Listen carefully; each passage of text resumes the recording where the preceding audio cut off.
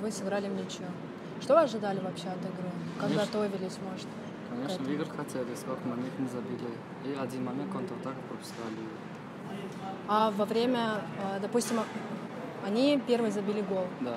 Что вы чувствовали в этот момент, когда уже понимаешь, что времени мало и надо как-то выкручиваться из этой ситуации? Мы уже начали вперед играть больше.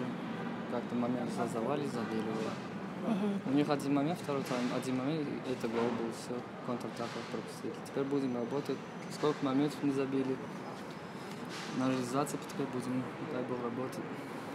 А смотря по игре, да, что бы вы изменили, возможно, чтобы как-то обыграть их, либо был шанс Конечно, было обыграть сколько их? моментов у нас было.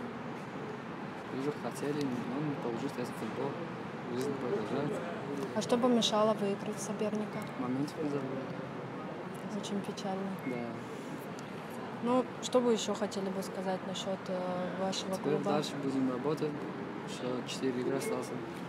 Дай бог, выиграем остальные игры. Спасибо вам большое за интервью. Спасибо.